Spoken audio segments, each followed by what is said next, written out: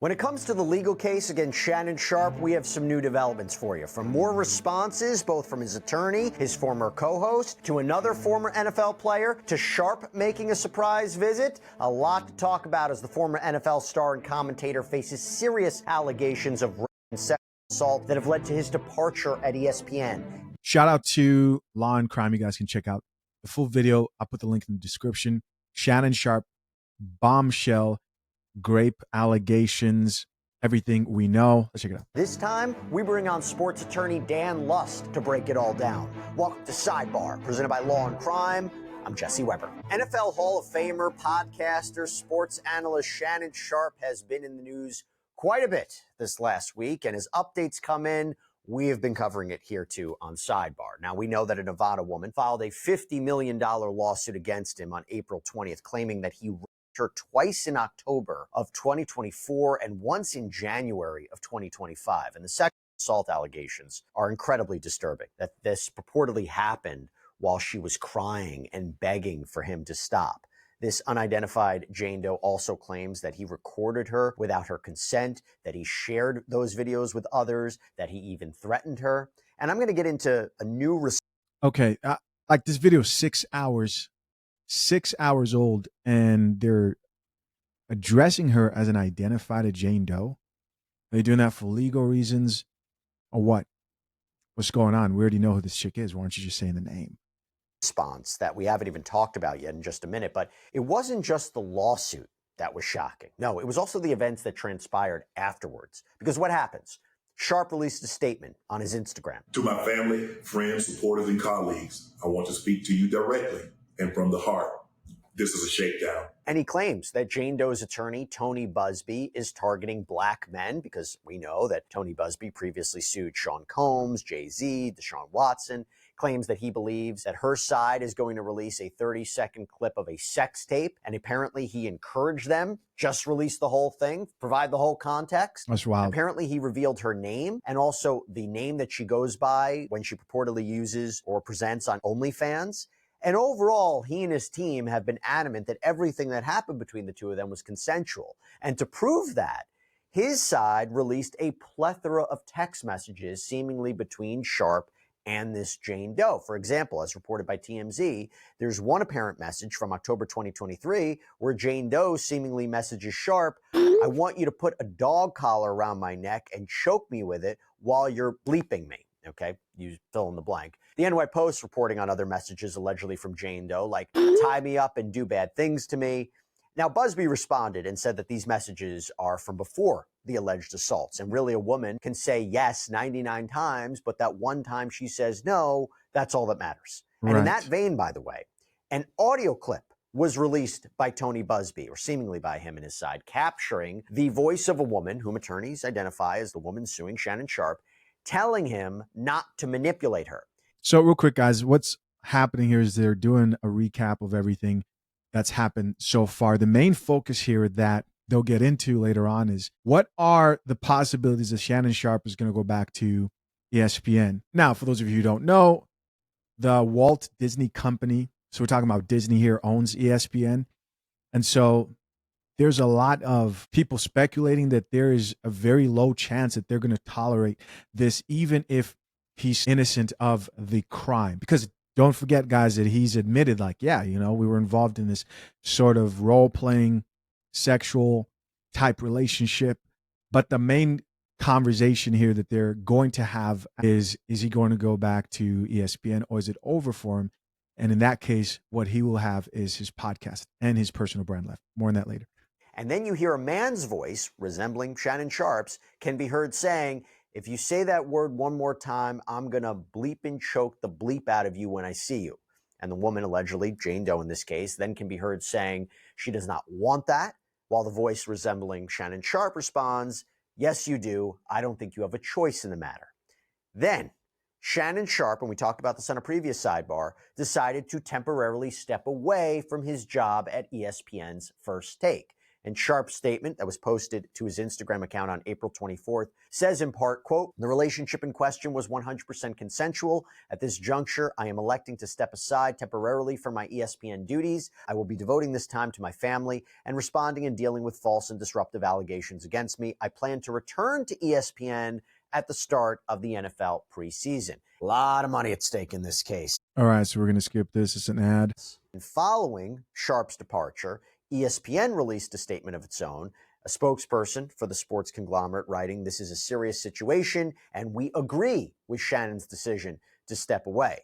But it was reported from outlets like Us Weekly that just hours later, Sharpe showed up at the NFL draft in Wisconsin and recorded an episode of his Nightcap podcast with Chad Ochocinco Johnson. Although they didn't talk anything about the allegations, it was interesting he made that appearance. I think he's playing this the right way. I really do. I really do think he's playing this the right way. He's not quitting what he does on his main channel, because let's be honest, that might be the only thing he has left at the end of this. When I said that Shannon Sharpe will probably get out of this unscathed, I was talking on like a reputation basis of him being labeled an actual rapist, right? There's a big difference between there being proof of like, hey, these are false accusations. You're kind of involved in some freaky shit in the background of your life. People kind of accept you for who you are, and it will affect his brand. It will affect his image, not in a good way, because a lot of people that watch sports like to watch sports with the idea that, you know, the people who they're watching and supporting have family values. That's just what it is. That's just what it is. And we've seen this happen many, many times. I do not support or condone that lifestyle at all either. I mean, that's not something that I would want to be associated with at all. Let's be honest, guys. It doesn't matter who you respect. At the end of the day, none of us are perfect. But when you find out that somebody has been messy in their background, and let's be real here. We all assume that people have done messy things that they want to be proud of in their life. Right? Nobody's perfect. But when you find out that that person is involved in something like OF and they're getting messy and exposed, as much as you appreciate them and support them, it's never a good look. And I think in that way, this will carry on with Shannon Sharpe long term. I'm talking about people's perception of him as a brand. We have some more statements and responses that we haven't gotten into previously on other episodes of Sidebar, but we're going to get into now. But before we do that, I want to bring on Dan Lust, sports attorney, host of the Conduct Detrimental podcast, and professor at New York Law School. Dan, so good to see you. Thanks so much for taking the time. Jesse, good to see you as well. The story, as you would expect, is front page news in our world. Certainly happy to break it down with you. I know. When it broke, we wanted you on immediately. We haven't talked about it. Your overall thoughts on everything that I laid out so far, and we'll get into more specifics. I know we're going to get into a little bit about what Stephen A. Smith had to say, because we presented a little bit of his response in our last episode, but he has a much fuller response that we'll get into. So putting Stephen A. Smith to the side, just your overall thoughts on what you're seeing here. Yeah, so this is a dynamic story involving a sports media personality, and we're seeing the case litigated through the media. So every day we have something new. And as I think you and I kind of exchanged some thoughts briefly last week, this was an evolving story, and I figured there would be an update this week. And obviously it's still somewhat unfolding. But, you know, in big picture, we have Tony Busby, who is no stranger to high-profile cases involving, people in the sports and entertainment realm.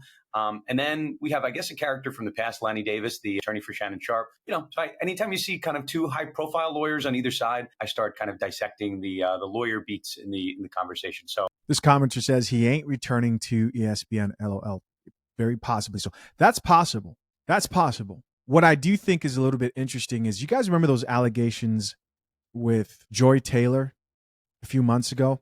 I mean, this is, of course, different. But let's just say he actually is, because we believe, most of us here on this channel, we see this as a money grab. This is what it looks like. Let's be completely transparent here. It doesn't take away from his negligent actions in his life that he obviously has to get together. But I don't think anybody's seriously switching sides yet based on the evidence that's been seen so far and saying, yo, this guy is out here graping women. I just don't believe that. But with the Joy Taylor situation, it seemed like there were a lot of facts in that situation. Now, was she accused of some egregious crimes? No, she was not. Now, guys, I know that she works for Fox and not ESPN. What are you guys' thoughts? A lot to unpack, and certainly no shortage of legal tactics in the media to kind of look at here. I said this before, I'll say it again. It feels like the Blake Lively, Justin Baldoni strategy. Litigate this in the media, right? Especially when you have a high profile individual like this, because you're not only battling this in the court of law, you're battling this in the court of public opinion. I'm not saying you should do this, but what I think is we're seeing is if you put enough out there, it could create a situation where Jane Doe might drop her suit. If people start siding with Shannon Sharpe, if he presents text messages, it's getting quite ugly before there's some sort of protective order or gag order put in place by the court. What do you make of this strategy to litigate this for everyone to see? This is the weird part. And I'll also add to that, like there's a little bit coming from here, a little bit coming from here. And if you kind of create a circus about a story, maybe it loses its underlying heart and the sensitivity of the nature of the allegation. So I think that's a little bit what's going on from a substantive perspective. And I know you alluded to it, right? There's I think it's a minute-ish clip, purportedly a phone call between Shannon Sharpe and his accuser. And there are, we'll say, and this is kind of the first domino, right? It's not a graphic video in terms of, it's not a video. It's actually just a phone call. And we're talking about some things. Put it this way, I don't want to make this kind of step in it, but you can say things on a phone call that will be two things that two adults are legally allowed to consent to with one another. Right. There's nothing wrong with that. That initial phone call that went out, yes, it was somewhat graphic in its nature, but it's nothing really criminal that occurred on that phone call. So the next step that Shannon Sharpe's side took was basically to release, I think, a much more extensive array of text messages that also carried within the same theme of graphic messaging. Again, maybe not necessarily illegal, but things that consenting adults could consent to, right? There's no issue with this. You and I have talked on a previous episode about Trevor Bauer and those allegations with where someone was allegedly rendered unconscious, where legally you're not allowed to consent to that type of an act. So you asked me what my thoughts were on the strategy of litigating this. I don't really quite understand the strategic nature of releasing more things. Like Tony Busby's side allegedly released this a minute audio clip. Right. The text messages are more of the same, none of which are criminal, but we understand, right? I think as a viewing public, we can understand there is some consent that happened to this, but you're not really litigating the case in the media, so to speak, by offering text messages that don't show consent of the underlying act of assault that's here. So yes, it's just, to me, that move was really just muddying the waters, and we can certainly get into what I view as other confusing signals. Those text messages were definitely showing consent. Those text messages were showing that majority of the time they texted, not only was she showing consent, but she was initiating conversations and asking for Shannon to link up and meet in exchange for $25K per cheek. That was expensive. This commenter here says, man, Shannon Sharpe just can't stop sabotaging himself. It's crazy that this is what finally ruined his career. Is his career ruined? I don't think so. A brand is a very resilient thing. Contrary to what most people may think, a brand is very resilient. Now, you can lessen the strength of your brand. How do you do that? Well, you can lessen it by associating yourself with qualities that you do not want your brand to be associated with. So what's a strong brand? A strong brand is, we look at Shannon Sharpe, he's known for commentary on sports. A lot of people respect him for his opinion. He knows his football. On top of that, you have the nightcap, he's an entertainer and podcaster, interviewer, interviewing celebrities, and a host for that podcast. And a good brand would be continuing in that direction without associating yourself with something that confuses people about what your brand is about. And this is anything. For example, if he brings a bunch of rappers on there to showcase their music, then you'd be a bit confused. You'd be like, okay, this is something new. And that would muddy the strength of Shannon Sharpe's brand. By the way, I'm just looking at this from is his career ruined perspective. I don't necessarily think so, because you've seen a lot of people come back from this, right? How can he strengthen his brand going forward? You'll probably have to go on other people's podcasts. That's probably what you guys are going to see. You're going to see him visiting other people's podcasts. A lot of people asking him questions about, is he going to change his life? People will want to know, Shannon Sharpe, are you still going to be dealing with the OnlyFans chicks? Or have you not yet had enough coffee, right? How much accountability do you need until you figure out, like, I need to move differently? And he can continue weakening the strength of his brand by associating himself with other messy allegations and situations like this due to his bad decision making. And in turn, he could just kind of shrink into irrelevancy, right? That can happen for a lot of people, but completely destroying his career, I don't think so. I think that's way too early to call. I see him like going on a press tour. I see him possibly getting help if he has, problems with going and looking for specifically OnlyFans chicks who are a danger, like this chick that we just saw. Giant red flags. And I don't think this is the end of his career. Put it that way. They're saying it was all role playing, right? The idea of what he said on that, or allegedly said on that audio tape, is another example of role playing, and that she agreed to all of it. And they're trying to gray up a lot of this. And, it's interesting because, and we'll get into this a little bit later, about the idea that he potentially offered her a $10 million settlement before she filed. Now, some people would say, if you offer that settlement, you're hiding something, right? You're guilty as sin. The other people say, I don't want this coming out. This is embarrassing for me. I mean, this is my personal, private, intimate life. I don't want any of this coming out. $10 million? What does that say to you? I have some strong thoughts there. And this is where I was kind of getting to. So I'm happy you took us there. It's just mixed signals, right? You can't have a statement that basically dares someone to release the video, release the full video, not the unedited, release everything. We want this to be out there for everyone to see. We want it to be litigated above board. Let's get this all out. And at the same time say, well, I want to pay $10 million. And again, that's an admission from Shannon Sharpe's lawyer. That's not from Tony Busby and the other side. That's Shannon Sharpe's lawyer saying, they're trying to extort us for a lot of money. Yes, we can all agree that's sometimes the playbook, that there's some type of extortion that occurs. I'll put in quotes because it's not really an extortion to have a lawful negotiation back and forth. But to offer 10 million tells you that there's something in the case that they don't want to go out. So I don't know how you offer 10 million, which is not a nuisance level settlement. That's a giant number, right? 10 million, and then say we want everything to come out. We're totally fine with this, the truth being out there. Those two things are not consistent with one another in what is a general legal playbook for litigating things in the media. I don't know, these guys are obviously real versed with the legal side of things, but to me, I'm thinking if I know that it's between 10 million or my cheeks on camera and everything else about me that's private, and I know that I may have $100 million deal that has to go through on my podcast, that's an easy decision.